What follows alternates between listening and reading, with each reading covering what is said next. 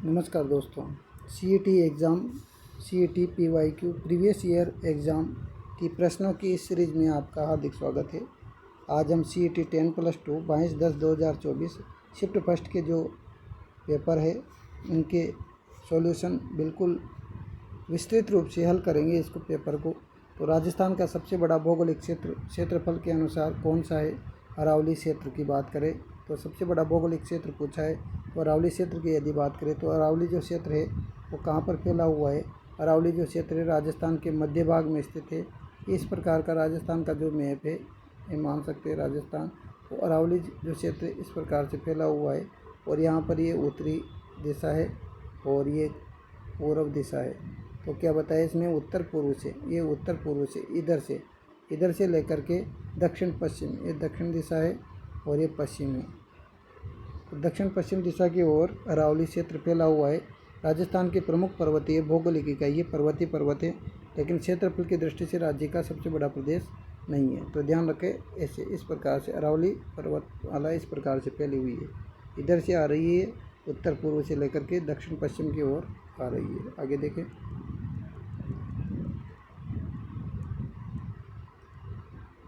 पश्चिमी मरुस्थल मैदानी क्षेत्र, यह राजस्थान के पश्चिम भाग में फैला हुआ थार का मरुस्थल है। इसमें जैसलमेर, बाड़मेर, बीकानेर, जोधपुर आदि का बड़ा भाग आता है। तो क्षेत्रफल की दृष्टि से यही राजस्थान का सबसे विस्तृत भौगोलिक प्रदेश है और लगभग 60% क्षेत्र को घेरता है। कितने प्रतिशत क्षेत्र को? 60% क्षेत्र को घेरता है। बिल्कुल ये राइट हो जाएगा, सबसे बड़ा भाग। पूर्वी मैदानी की बात करें तो यह क्षेत्र अपेक्षाकृत समतल और कृषि की दृष्टि से महत्वपूर्ण है।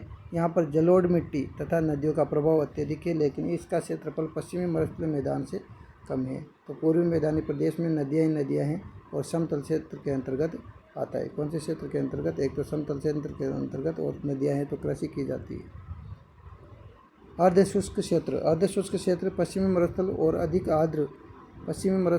अधिक आर्द्र जो पूर्वी भाग है उसके बीच के संक्रमण का क्षेत्र के रूप में समझा जाता है। इसका क्षेत्रफल बड़ा है लेकिन सबसे बड़ा नहीं है। तो उत्तर हो जाएगा पश्चिमी मैदानी क्षेत्र। अगला प्रश्न है, जलोढ़ मृदा के संबंध में दिए गए दोनों कथनों में सही विकल्प का चयन कीजिए। जलोढ़ मृदा राजस्थान के पश्चिमी मरुस्थलीय मैदान में पाई जाती है। तो जलोढ़ मृदा तो जो है जहाँ पर नदियाँ पाई जाती हैं वहाँ पर मिलती है, तो ये गलत हो जाएगा कथन। ठीक है। दूसरा, इस मिट्टी में नाइट्रोजन पर्याप्त मात्रा में होती है। तो ये बिल्कुल गलत एक प्रश्न है। नाइट्रोजन तो होती नहीं है जलोढ़ मृदा में, लेकिन पोटास और लौह तत्व की क्या होती है? कमी, जबकि ये कथन राइट है। तो इसमें नाइट्रोजन की कमी नहीं होती है, इस वजह से क्या हो गया? गलत हो गया।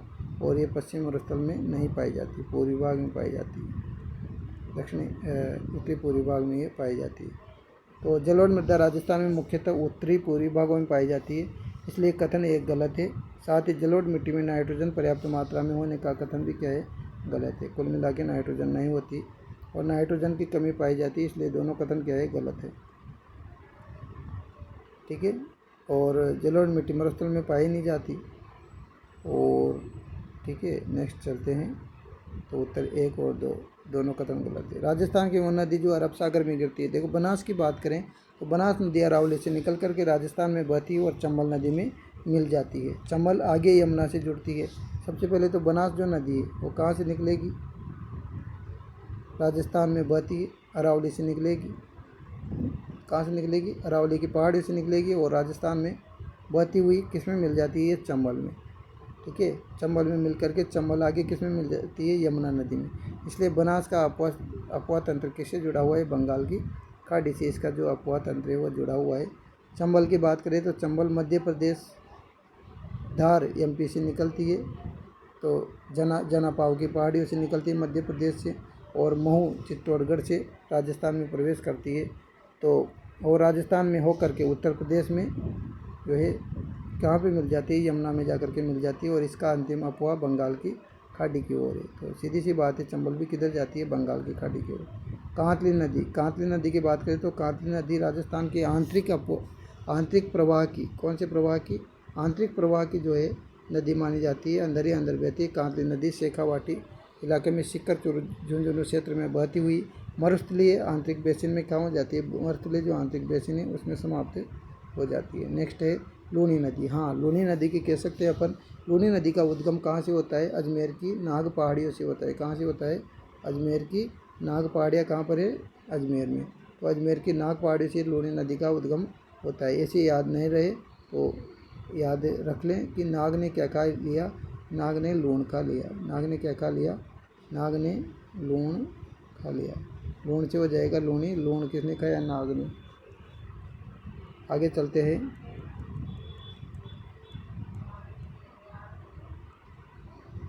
तो लूनी नदी का जो उद्गम है वो कहाँ से होता है? लूनी नदी का जो उद्गम है वो अजमेर की नाग पहाड़ियों के क्षेत्र से होता है और यह पश्चिमी राजस्थान से होकर बहती हुई गुजरात के कच्छ के क्षेत्र में पहुँचती है और कच्छ के रण में समाप्त हो जाती है।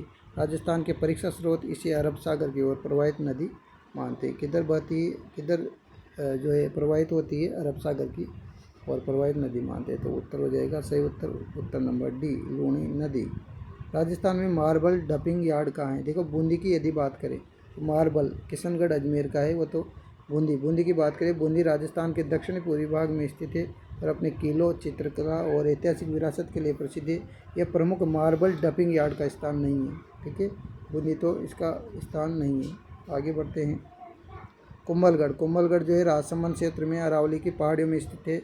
प्रसिद्ध दुर्ग है। इसका महत्व मुख्यतः ऐतिहासिक और पर्यटन संबंधी है। ठीक है, बीकानेर की बात करें, बीकानेर मरुस्थलीय क्षेत्र ऊँट और जिप्सम, मुख्य रूप से किसके लिए? ऊँटों के लिए तो है सही, जिप्सम के लिए और अन्य खनिजों के लिए किसको जाना जाता है? बीकानेर को जाना जाता है। तो मार्बल डंपिंग के लिए यह मशहूर नहीं है। अगर बात करें किशनगढ़ की, तो किशनगढ़ अजमेर राजस्थान का प्रमुख मार्बल व्यापार और प्रसंस्करण केंद्र है। यहाँ पर मार्बल स्लरी डंपिंग यार्ड का उल्लेख मिलता है। तो सही उत्तर हो जाएगा डी, किशनगढ़। नेक्स्ट प्रश्न है CET 10+2 वाला 22/10/2024 शिफ्ट सेकंड में जो पेपर आयोजित किया गया था उसका पहला प्रश्न है, भारत के कुल भूभाग का कितना प्रतिशत भाग राजस्थान में है? पूरे भारत का कितना प्रतिशत भूभाग राजस्थान में? तो उत्तर नंबर जो है बी हो जाएगा, क्योंकि 13.3 की बात करें तो ये प्रतिशत राजस्थान के वास्तविक क्षेत्रफल से अधिक है। राजस्थान भारत का सबसे बड़ा राज्य है, लेकिन उसका क्षेत्रफल भारत के कुल भौगोलिक क्षेत्रफल का कितना है? 10.4% है। तो 10.4 बी वाला आंसर बिल्कुल राइट हो जाएगा। बी वाला जो आंसर है ये राइट हो जाएगा। राजस्थान का क्षेत्रफल 3,42,239 वर्ग किलोमीटर है, जो भारत के कुल भौगोलिक क्षेत्रफल का लगभग कितना है? 10.4% है। भारत के भौगोलिक क्षेत्रफल का लगभग कितना है? 10.4% है। ठीक है,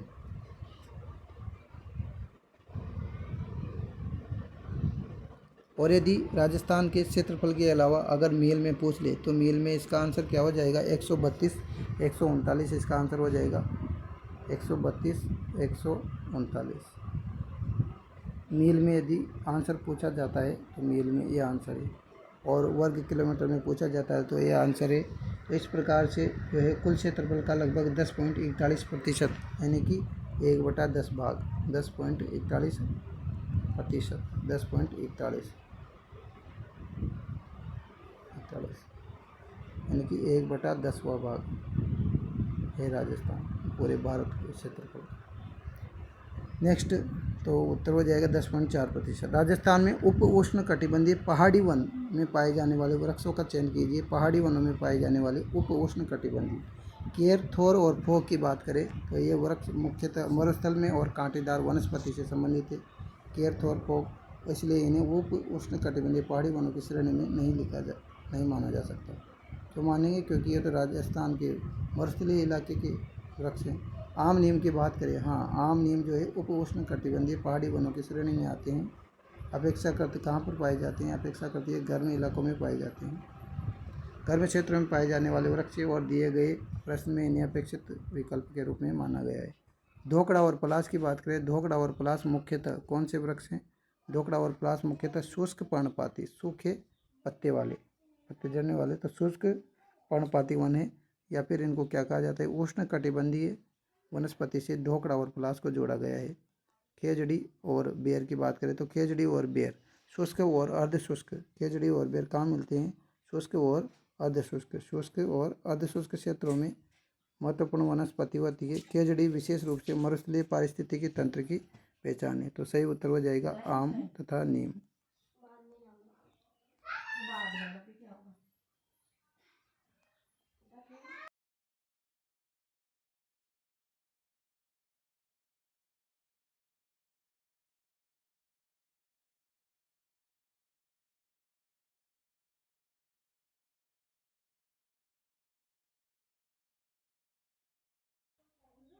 उसके बाद है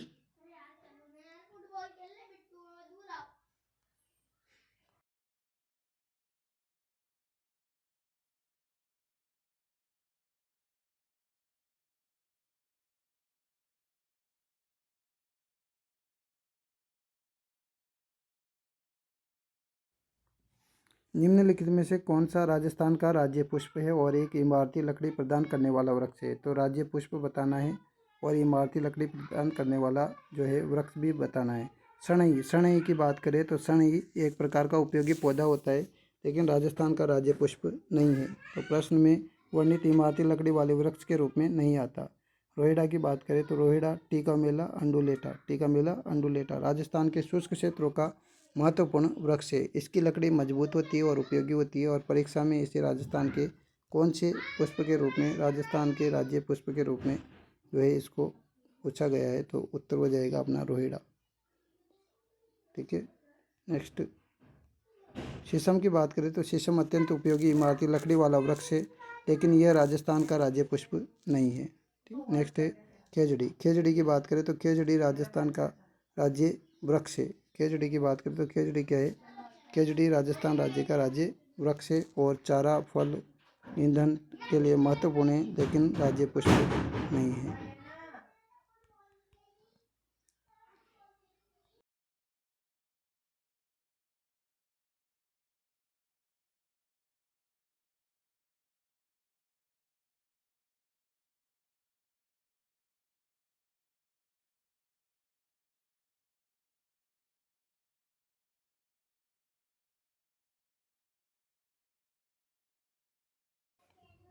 बांस का जंगल, राजस्थान के बांस के जंगल की बात करें तो बांस का जंगल राजस्थान के निम्नलिखित में से किस जिले में पाया जाता है।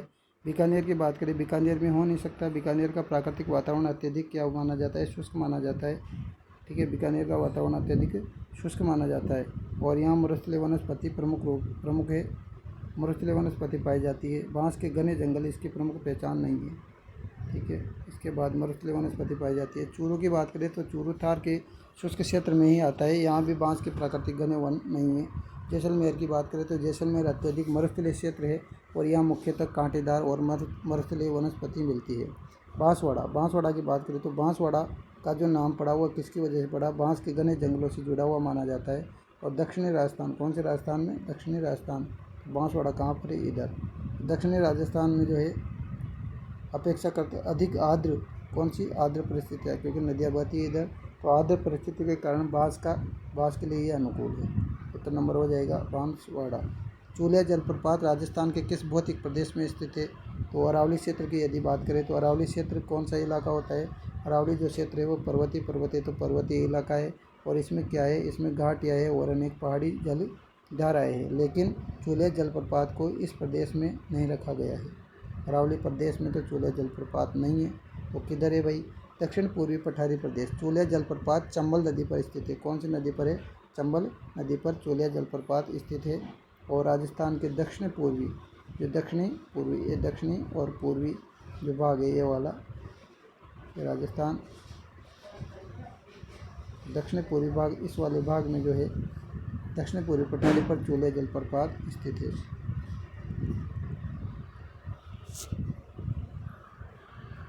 आगे चलते हैं।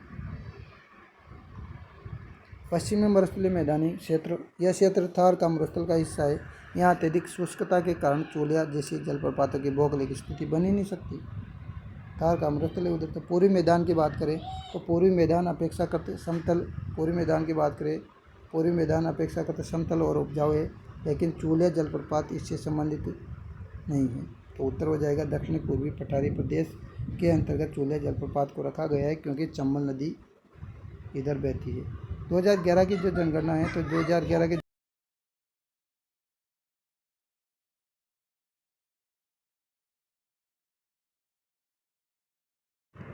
2011 की जनगणना के अनुसार राजस्थान के किस जिले में साक्षरता दर सबसे अधिक थी? कोटा की बात करें तो कोटा, हाँ, 2011 में कोटा की जो साक्षरता दर थी वो कितनी थी? 76.6% थी कोटा की साक्षरता दर, जो राजस्थान में सबसे अधिक थी। इसके बाद जयपुर की है 75.5, ठीक है। उसके पश्चात बात करते हैं चूरू की। चूरू की साक्षरता दर अच्छी है लेकिन कोटा से कम है। जयपुर की बात करें, जयपुर की साक्षरता दर 75.5% थी और यह राजस्थान में कौन से स्थान पर है? दूसरे स्थान पर है। बीकानेर की बात करें तो बीकानेर की साक्षरता दर भी महत्वपूर्ण है लेकिन कोटा से कम है, तो उत्तर हो जाएगा कोटा। CET 10+2 23/10/2024 को जो शिफ्ट फर्स्ट में जो पेपर हुआ था उस पेपर के सॉल्यूशन करवाया जा रहा है। जैसा कि प्रश्न नंबर 1 है, उष्णकटिबंधीय कांटेदार वन राजस्थान के किस क्षेत्र में पाए जाते हैं? उष्णकटिबंधीय पूछे हैं, तो उष्णकटिबंधीय वन कोटा की बात करें तो कोटा जो है दक्षिण पूर्वी राजस्थान में है और यहाँ की जलवायु पश्चिमी मरुस्थल की अपेक्षा अधिक क्या है? आर्द्र है, ठीक है। इसलिए कांटेदार वन यहाँ की प्रमुख वन श्रेणी में नहीं आते। कांटेदार वन मिल ही नहीं सकते क्योंकि ये तो आर्द्र इलाका है, ठीक है। नदियाँ बहती है इधर, तो चंबल नदी। उदयपुर की बात करें तो उदयपुर के आसपास भी क्या है? अरावली और दक्षिणी राजस्थान की अपेक्षा करते अधिक वर्षा वाले क्या है? अधिक वर्षा वाले क्षेत्र हैं, तो वर्षा की जगह तो मिलेगी ही नहीं है। तो यहाँ पर कैसे वन मिलते हैं? यहाँ पर शुष्क पर्णपाती वन मिलते हैं और अन्य वनस्पतियाँ मिलती है। किधर? उदयपुर में। जैसलमेर की बात करें, हाँ, जैसलमेर अत्यधिक शुष्क मरुस्थलीय क्षेत्र है। यहाँ पर क्या होती है? यहाँ पर कम वर्षा होती है और वाष्पीकरण बहुत ज़्यादा होता है। इस कारण से उष्णकटिबंधीय कांटेदार या मरुस्थलीय वन प्रमुख है। बारह की बात करें तो बारह दक्षिण पूर्वी राजस्थान का अपेक्षा करते अधिक वर्षा वाला क्षेत्र है बारह, और यहाँ पर शुष्क कांटेदार वन प्रमुख प्राकृतिक वन श्रेणी के अंतर्गत नहीं आते। तो जैसलमेर में मिलते हैं अपने मरुस्थलीय क्षेत्र में उष्णकटिबंधीय कांटेदार वन या मरुस्थलीय वनस्पति। राजस्थान में जलोढ़ मृदा के बारे में कौन सा कथन सही नहीं है? तो जलोढ़ मृदा पहले भी आ चुकी है। तो दक्षिणी जो उत्तरी जो इलाका है, दक्षिणी उत्तरी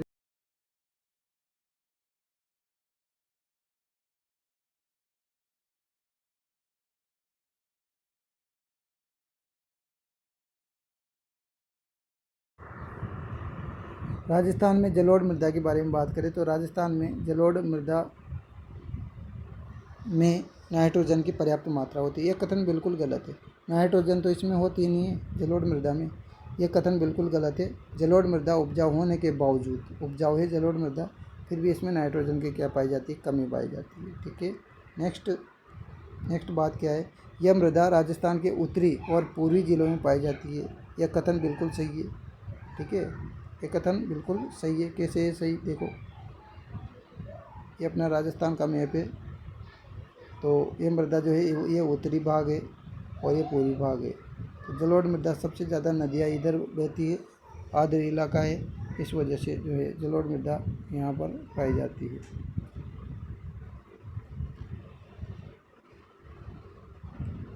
नेक्स्ट, तो यह मृदा राजस्थान के उत्तरी और पूर्वी जिलों में पाई जाती है। और श्री गंगानगर, जैसे उत्तरी जो ज़िले हैं वो श्री गंगानगर है, हनुमानगढ़ है, और पूर्वी ज़िलों में जो है अलवर, भरतपुर, धौलपुर, ये ज़िले आ जाते हैं।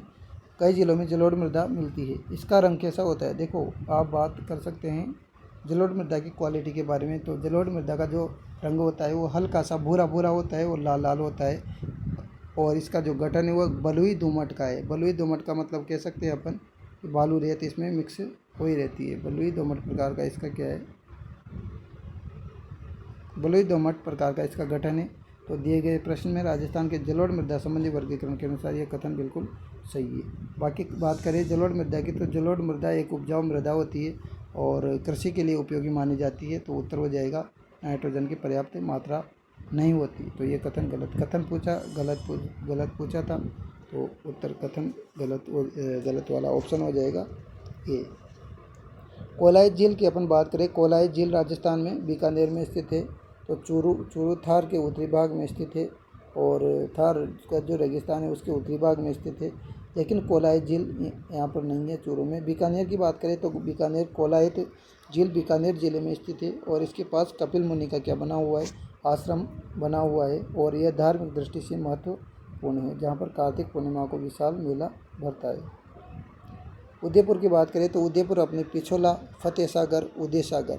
उदयपुर की यदि बात करें तो उदयपुर अपनी पिछोला झील, फतेह सागर झील, उदय सागर झील। तो ऐसे कनेक्ट करके पढ़ सकते हैं इनको, पिछोला झील उदयपुर, फतेह सागर झील उदयपुर, उदय सागर झील उदयपुर।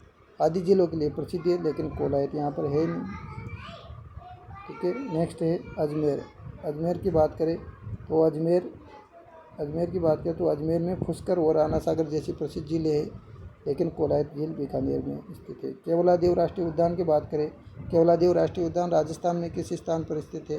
तो उत्तर, अगर राजसमंद की बात करें तो राजसमंद में राजसमंद झील है, और कुंभलगढ़ क्षेत्र के लिए राजसमंद झील प्रसिद्ध है, लेकिन केवलादेव यहाँ पर नहीं है। बाड़मेर की बात करें, बाड़मेर पश्चिमी मरुस्थल क्षेत्र में स्थित है। राष्ट्रीय मरुद्यान जैसलमेर बाड़मेर और सोकलिया अजमेर और सोरसन बारा में राष्ट्रीय मरुद्यान फैला हुआ है। भरतपुर की बात करें, भरतपुर केवलादेव राष्ट्रीय उद्यान भरतपुर में स्थित है, और यह विश्व का प्रसिद्ध आर्द्र भूमि, कौन सी भूमि? आर्द्र भूमि, जैसे कि रामसर सूची में इसको शामिल भी किया गया है। सबसे बड़ी आर्द्र भूमि राजस्थान की केवलादेव घना पक्षी अभ्यारण्य। तो यह विश्व प्रसिद्ध आर्द्र भूमि है और पक्षी आवास है, और अनेक प्रवासी पक्षियों के लिए प्रसिद्ध है। साइबेरियन जो सारस है वो यहाँ पर बहुत ज़्यादा आती है। तो उत्तर हो जाएगा अपना केवलादेव अभ्यारण्य भरतपुर। ठीक है, पूछा गया था केवलादेव राष्ट्रीय उद्यान कहाँ पर स्थित है, तो भरतपुर में स्थित है। धौलपुर चंबल नदी और राष्ट्रीय चंबल क्षेत्र से संबंधित है। धौलपुर चंबल नदी से और राष्ट्रीय चंबल जो क्षेत्र है उससे संबंधित है।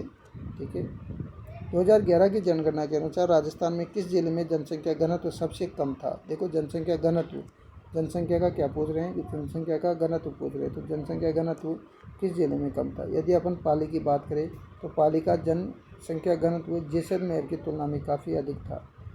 पाली की अगर बात करें ना, तो पाली का जो जनघनत्व था, जनसंख्या का जो घनत्व था, जैसलमेर की तुलना में काफ़ी अधिक था। तो अधिक था मतलब जैसलमेर से तो ज़्यादा था पाली का। ठीक है, बीकानेर की बात करें तो बीकानेर का जो घनत्व है वो क्या है? कम है, क्योंकि इसका सबसे बड़ा भाग क्या है? मरुस्थलीय है। लेकिन यहाँ पर राजस्थान में सबसे कम नहीं है, लेकिन ये भी राजस्थान में सबसे कम नहीं है बीकानेर में मरुस्थल होते हुए ये भी राजस्थान में ये भी कम नहीं है। इसके पश्चात चलते हैं जैसलमेर। देखो, जैसलमेर का जनसंख्या का घनत्व केवल लगभग 17 व्यक्ति प्रति वर्ग किलोमीटर था, जो राजस्थान में सबसे कम है। कितना है? 17 व्यक्ति प्रति वर्ग किलोमीटर। ये देखो, 17 व्यक्ति प्रति वर्ग किलोमीटर था, जो राजस्थान में सबसे कम है। इसका विशाल क्षेत्रफल, जैसलमेर का विशाल क्षेत्रफल और मरुस्थलीय परिस्थितियाँ कम जनसंख्या घनत्व का प्रमुख कारण है। तो 17 व्यक्ति प्रति वर्ग किलोमीटर किसका है? जैसलमेर का। बाड़मेर की बात करें तो बाड़मेर भी कम घनत्व वाला मरुस्थलीय जिला है, लेकिन 2011 में इसका घनत्व जैसलमेर से क्या था? अधिक था। तो सबसे कम कौन सा हो जाएगा? सबसे कम हो जाएगा जैसलमेर। निम्नलिखित में से कौन सा राजस्थान का राज्य वृक्ष है? तो राज्य वृक्ष कौन सा हो जाएगा? रोहिड़ा, साल, देवदार, खेजड़ी। तो खेजड़ी जो है इसका क्या हो जाएगा? राज्य वृक्ष। रोहिड़ा तो क्या है? फूल। देखो, रोहिड़ा राजस्थान के कौन से क्षेत्रों में शुष्क क्षेत्रों का महत्वपूर्ण क्या है? वृक्ष है। रोहिड़ा का तो क्या होता है? फूल होता है।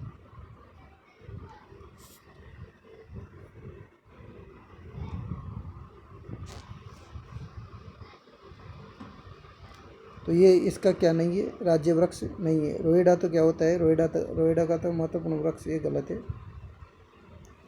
ठीक है, वृक्ष नहीं है। तो इसकी लकड़ी उपयोगी होती है, लेकिन राजस्थान का राज्य वृक्ष नहीं है। आगे देखें, साल नम और अधिक वर्षा वाले क्षेत्रों का प्रमुख वृक्ष है। राजस्थान के अधिकांश शुष्क क्षेत्र की प्राकृतिक वनस्पति के रूप में साल प्रमुख नहीं है। नम और अधिक वर्षा वाले क्षेत्रों में मिलता ही है। देवदार की बात करें तो देवदार हिमालय पर्वतीय क्षेत्रों का क्या है? प्रमुख वृक्ष है। हिमालय में सबसे ज़्यादा क्या पाया जाता है? देवदार। तो ध्यान रखना, हिमालय ऐसे ध्यान नहीं रहे तो कैसे ध्यान रखोगे? हिमालय में भगवान शंकर रहते हैं, और भगवान शंकर क्या थे? देवता थे, मतलब भगवान थे, इस वजह से देवदार हिमालय पर्वत क्षेत्रों का प्रमुख वृक्ष है। राजस्थान के सामान्य प्राकृतिक वनस्पति का राज्य वृक्ष नहीं है। खेजड़ी की बात करें तो खेजड़ी प्रोसोपिस सिंड्रेरिया सिंडेरिया राजस्थान का क्या है? राज्य वृक्ष। केजड़ी को राजस्थान का क्या कहा जाता है? राज्य वृक्ष कहा जाता है। जबकि रोहिड़ा को राजस्थान का क्या कहा जाता है? राजस्थान का राज्य पुष्प कहा जाता है। किसको? रोहिड़ा को। तो प्रोसोपिस सिंड्रेरिया राजस्थान का राज्य वृक्ष है।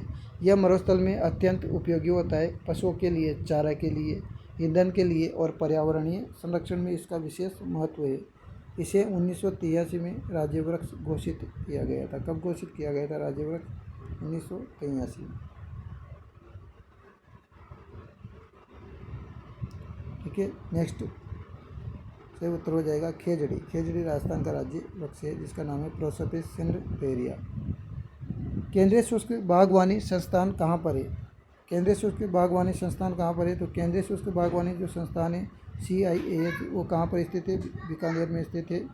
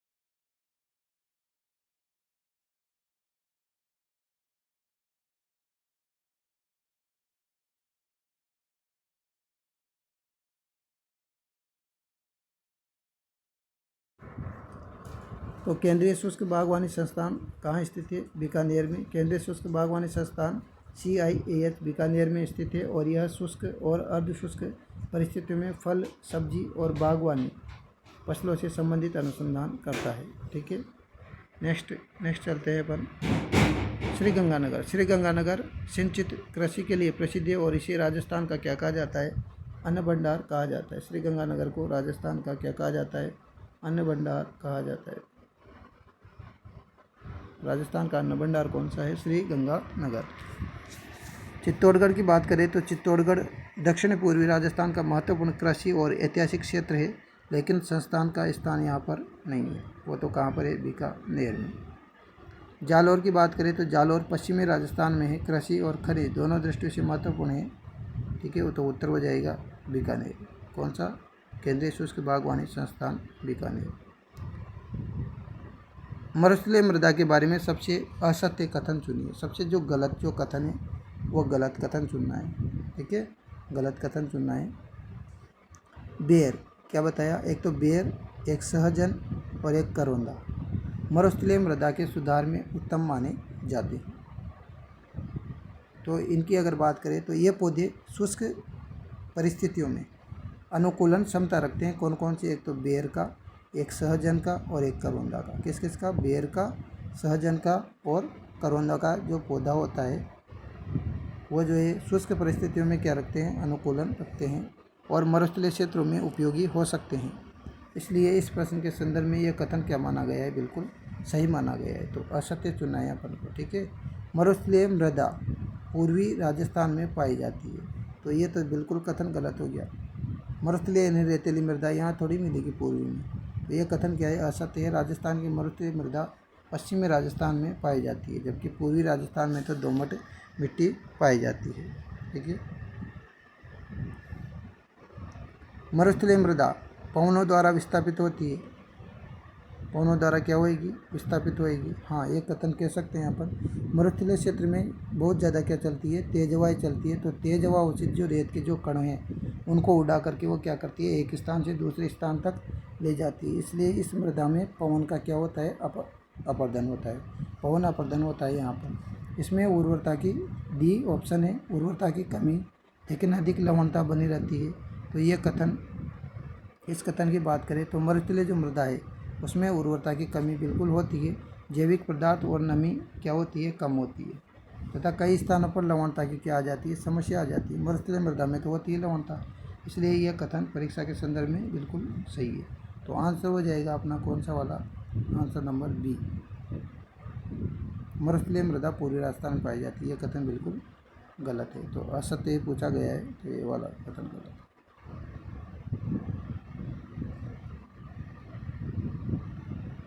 राजस्थान की किस नदी पर मेजा बांध बनाया गया है? तो कोठारी नदी है वो, तो कोठारी नदी पर क्या बनाया गया है? मेजा बांध। जवाई नदी की बात करें तो जवाई नदी किसकी सहायक नदी है?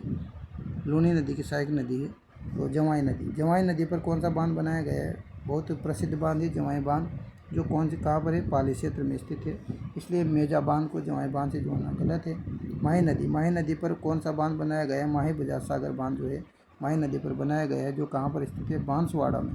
बांसवाड़ा में क्या है? माही नदी पर बनाया गया जो है माही बजाज सागर बांध है।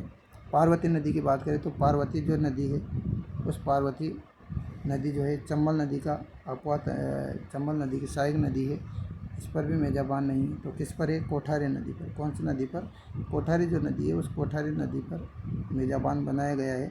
मेजा बांध भीलवाड़ा की कहाँ पर बनाया गया है? कोठारी नदी मेजा बांध जो है भीलवाड़ा के मांडलगढ़ क्षेत्र। कौन सा क्षेत्र? मांडलगढ़ क्षेत्र। तो मेजा बांध भीलवाड़ा के मांडलगढ़ क्षेत्र में कोठारी नदी पर बनाया गया है। कोठारी नदी कहाँ से निकलती है? राजसमंद से। कोठारी जो नदी है वो राजसमंद क्षेत्र से निकल करके भीलवाड़ा में बहती है। कहाँ पर बहती है? भीलवाड़ा में बहती है, और आगे किस में मिल जाती है? बनास नदी में जा करके मिल जाती है। कौन सी नदी जो है, कौन सी नदी? कोठारी जो नदी है। मेजा बांध भीलवाड़ा के मांडलगढ़ क्षेत्र में कोठारी नदी पर बना हुआ है, और कोठारी नदी जो है राजसमंद क्षेत्र से निकलती है और भीलवाड़ा में बहती है, और भीलवाड़ा से बह के आगे बनास में मिल जाती है। तो उत्तर हो जाएगा मेजा बांध भीलवाड़ा, मांडलगढ़ भीलवाड़ा, कोठारी नदी पर। तो मेजा बांध कोठारी नदी मांडलगढ़ भीलवाड़ा। टोडगढ़ रावली वन्य जीव अभ्यारण्य कहाँ पर है? तो राजस्थान में है। छत्तीसगढ़ की बात करें तो छत्तीसगढ़ में अनेक वन्य जीव क्षेत्र हैं, रावली टोडगढ़ नहीं है। राजस्थान की बात करें तो टोडगढ़ रावली वन्य जीव अभ्यारण्य राजस्थान में स्थित है, और ये अरावली पर्वतीय क्षेत्र से संबंधित है। कौन से क्षेत्र से? अरावली पर्वतीय क्षेत्र से। अरावली पर्वतीय क्षेत्र से संबंधित है। असम, असम में काजीरंगा, मानस आदि के लिए प्रसिद्ध है।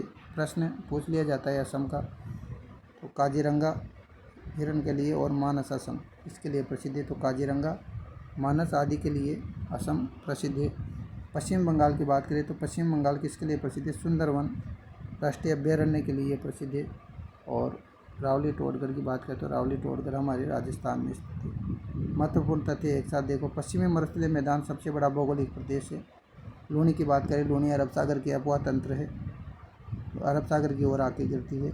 Kishangarh marble dumping yard, marble का काम किशनगढ़ अजमेर में। कोटा 2011 में सर्वाधिक साक्षरता। जैसलमेर की बात करें तो जैसलमेर सबसे कम जनसंख्या घनत्व, तो जैसलमेर का। बीकानेर में कोलायत और केंद्रीय शुष्क बागवानी संस्थान है। खेजड़ी राजस्थान का राज्य वृक्ष कौन सा है? खेजड़ी। और राज्य पुष्प है रोहिड़ा। कोठारी नदी पर कौन सा बांध बनाया गया है? मेजा बांध कोठारी नदी पर बनाया गया है। इसके पश्चात हम अगले भाग में CET 10+2 24/10/2024 को शिफ्ट फर्स्ट में जो पेपर आया उस पेपर का सॉल्यूशन करेंगे। अब तक बने रहने के लिए आपका बहुत बहुत धन्यवाद। Thank you.